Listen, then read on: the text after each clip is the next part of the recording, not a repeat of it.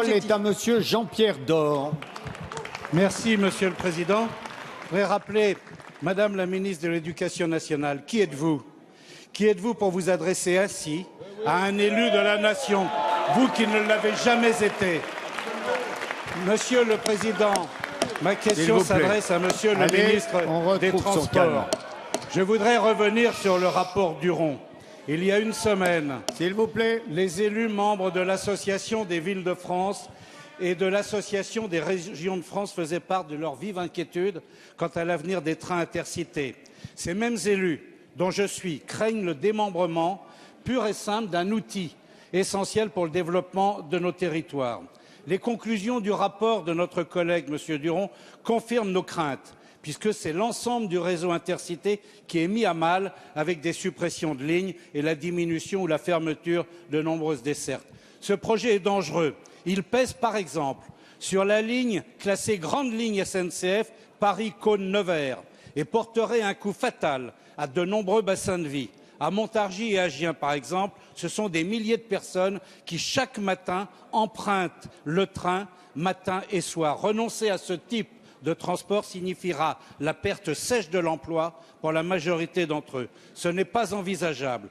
Alors vous trouvez là un moyen pour récupérer une partie des pertes financières égalées autour de 500 millions d'euros liées surtout aux fraudes, comme l'a rappelé Mme Pécresse.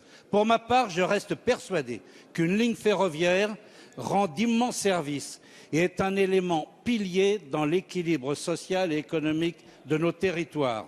Monsieur le ministre, le réseau intercité s'appelle désormais réseau des trains d'équilibre et de territoire. Ça ne veut donc pas dire fermeture des territoires.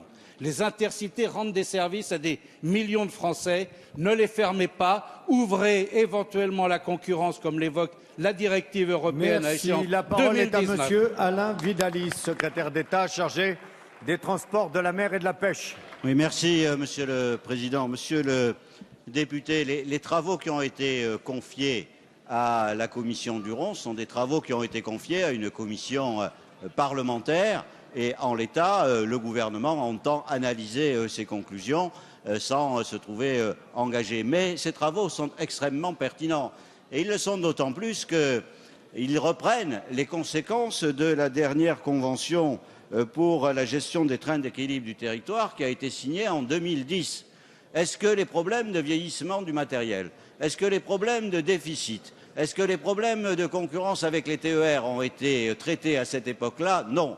Vous avez fait une convention pour 3 ans en mettant les problèmes sous le tapis et en se disant les autres s'en débrouilleront. C'est la situation d'aujourd'hui et je pense que la responsabilité de ce gouvernement, c'est aujourd'hui de regarder la question en face. Est-ce que quelqu'un ici peut considérer que c'est exactement la même chose que d'avoir un déficit par voyageur sur une ligne qui est de 5 € comme dans certaines lignes, qu'un déficit qui peut atteindre 275 € par voyageur? Je pense que la responsabilité, c'est effectivement de penser que ce sont des situations différentes. Et vous me permettrez de vous dire que quand la première question, c'est d'essayer d'éviter la dérive financière, 400 millions, je suis quand même un peu étonné que vous qui nous donnez des leçons en permanence sur la maîtrise des finances publiques, vous soyez aujourd'hui en situation de vous exonérer de cette démarche. Nous allons engager des négociations avec les régions, avec les territoires. Nous avons un objectif, éviter la dérive financière, conserver à chacun le droit à la mobilité, et vous l'avez dit notamment